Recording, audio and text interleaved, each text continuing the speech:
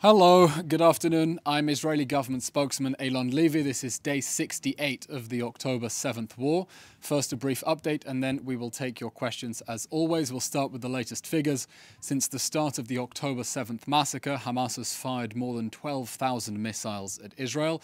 We are targeting those launchers and thwarting imminent missile attacks, with a recent airstrike taking out terrorists in Sheja'iyah who are about to fire at Israeli communities. More than 2,000 of Hamas's rockets have misfired, the large majority landing inside Gaza and causing untold damage and casualties there. The IDF has notified families of the deaths of 444 soldiers. IDF fatalities have risen by 10 since yesterday's update, with the confirmed deaths of Colonel Itzhak Ben Basat, Sergeant Eran Aloni, Sergeant First Class Rom Hecht, Major Ben Shelley, Captain Liel Hayo, Staff Sergeant Oriah Yaakov, Sergeant Achia Daskal, Major Moshe Avram Baon, Major Roy Meldasi, Lieutenant Colonel Tomer Greenberg. They were our finest sons, and the whole nation's hearts broke this morning to hear that awful news that they bravely fell in battle. Our thoughts are with their families, and may their memory be a blessing. An update on the hostages. The number of hostages in Hamas captivity since 10/7 has gone down to 135 after IDF special forces secured the bodies of 2 hostages. Eden Zakaria, 27, was abducted from the Nova Music Festival and subsequently murdered in captivity. IDF Command Sergeant Major Ziv Dado, 36, was taken hostage while on active duty on 10/7 and was also murdered. Special forces found their bodies underground in a densely populated area in Gaza, and their bodies have now been returned to Israel for burial. Of the remaining 135 hostages, 116 are males and 19 females. The remaining hostages include 2 children, the Bibas infants, abducted together with their mother Shiri. Hamas is still holding for a ransom the bodies of 19 hostages murdered in captivity since 10/7. Freeing our vulnerable hostages from the Hamas terror dungeons is a global fight, and we are furious that the world and the Red Cross have not done enough to pressure Hamas to release them. We will not rest until we have completed our mission to bring them all back home. There will be no one left behind. Time is running out, and none of us are free till all of them are free.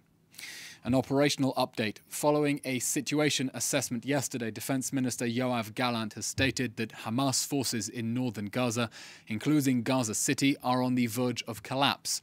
That comes after hundreds of terrorists were killed in intense fighting and hundreds more surrendered. Israeli forces continue close-quarter fighting with Hamas terrorists disguised as civilians and operating out of civilian buildings. We are operating deep inside Hamas's strongholds in Khan Yunis, Jabalia and Sheja'iyah, engaging them in face-to-face combat.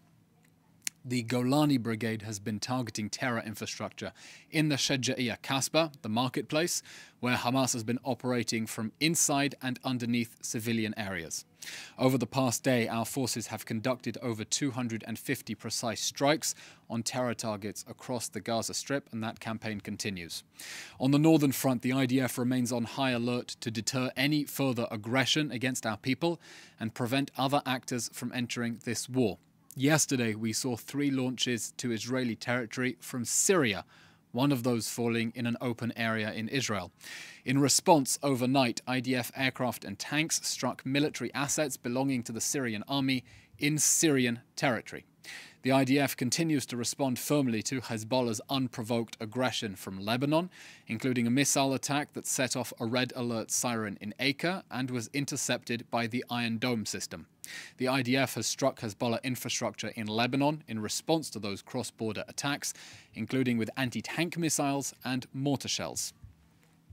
An important diplomatic update. The State of Israel deplores the vote at the United Nations General Assembly yesterday to keep the Hamas terror regime on life support after 10/7.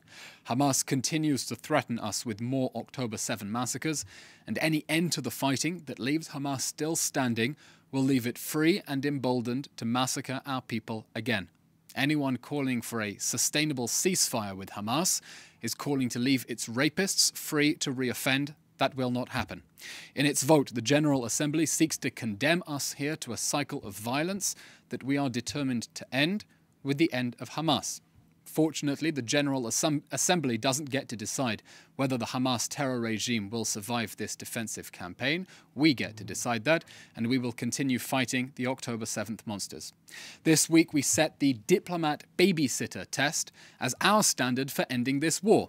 This war will end when the foreign diplomats trying to throw Hamas a lifeline would feel safe babysitting our children in Kfar Aza, Be'eri or near Oz. Right now, I don't think even after a humanitarian ceasefire, any of those 153 ambassadors would volunteer to babysit children in Kfar Aza, and frankly, after yesterday's horrifying lapse of judgment, we wouldn't let any of them near our children anyway. For our children to sleep safely in the communities destroyed on October 7th, the Hamas terror regime will no longer be their neighbour.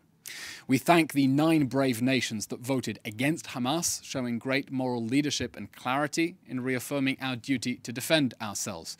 Chief among them, our allies in the United States, but also Austria, the Czech Republic, Guatemala, Liberia, Micronesia, Nauru, Papua New Guinea, and Paraguay. We note that Australia, New Zealand and Canada have issued a joint statement demanding that Hamas lay down its arms. We are also calling on Hamas to surrender, but should it choose to ignore that communique, we will continue to fight Hamas until it is destroyed and until it is safe for our children to sleep in Kfar Aza and Be'eri again. That is the goal of this war. An update now on the humanitarian front. Yesterday, Israel opened the Kerem Shalom crossing for the inspection of aid trucks to Gaza, making it possible to more than double the flow of aid to civilians in the Gaza Strip. Yesterday, we inspected 195 trucks with 2,740 tons of aid on board, and we can now facilitate twice as much going into Gaza. We repeat, Israel has placed zero restrictions, zero, on the entry of humanitarian necessities to Gaza, and we have approved all requests, every single one, to facilitate the provision of food, water and medical supplies, and we have the capacity to more than double that aid if the UN is able to deliver it. The problem is threefold. One, a backlog at Rafah. We saw this morning aid trucks waiting for more than an hour and a half outside Rafah, waiting for the Palestinian side to open the gate. Two, the fact that aid agencies are not managing to distribute aid at the pace that Israel is inspecting it.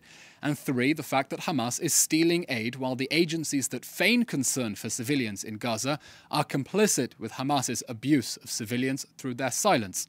Now, in the interest of expediting the delivery of humanitarian aid, the IDF is using tactical pauses to allow civilians to replenish stocks. One such pause was in place today in the Al-Shabura neighborhood of Rafah from 10 in the morning till 2 in the afternoon. Now, we've seen the obscene claims by UNRWA and other Palestinian and international actors trying to blame Israel for the humanitarian situation in Gaza to cover up for their own incompetence and the fact that they are covering up for Hamas. This is regrettable, and we expect people to see through this in light of all the publicly available facts. As Prime Minister Benjamin Netanyahu said last night, we are determined to continue until total victory, and there can be no compromise with the Hamas terror regime. We will continue our defensive campaign until all our goals are achieved, eliminating Hamas, securing the release of all the hostages, and removing any threat to our people from the Gaza Strip. That's the end of today's update. We'll now take your questions. As always, if you can submit those questions in advance, we'll be able to get the necessary statistics and data for you. But please type your name and news agency into the chat box, and we'll take your questions now. Question from Joel Pollack from Breitbart News. How does Israel respond to President Joe Biden's claims that Israel is engaged in indiscriminate bombing, that it is losing support around the world, and that it must remove certain parties from the government? President Biden, our friend and ally, also stated that Israel enjoys the support of most of the world. And we enjoy the support of most of the world because the whole world saw the atrocities that Hamas perpetrated on 10/7 and understands that this war can only end with the end of Hamas.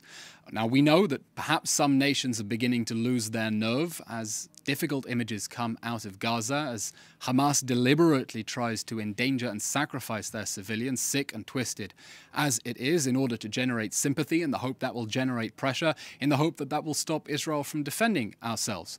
But we will continue targeting Hamas with unprecedented precision.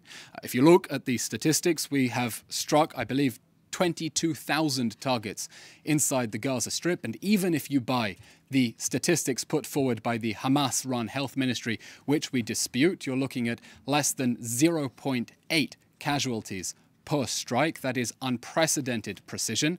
We are making efforts that no army in history has made in order to protect civilians in a counter-terrorism war in urban areas. We will continue doing everything we can in order to protect civilians on the other side from their own leaders' attempts to sacrifice them, and continue that precision campaign against the October 7th monsters and all the terrorists who have been threatening us with more repeat October 7 massacres. And that's why we're grateful that the United States stands shoulder to shoulder with us. And the president has said that the United States will continue sending all the material that we need in order to continue this war until victory and the destruction of Hamas.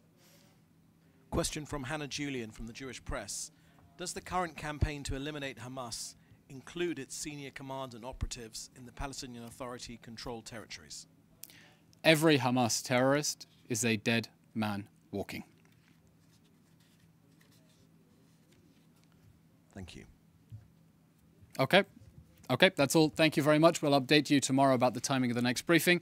Everyone stay safe, please, and happy Hanukkah. Thank you.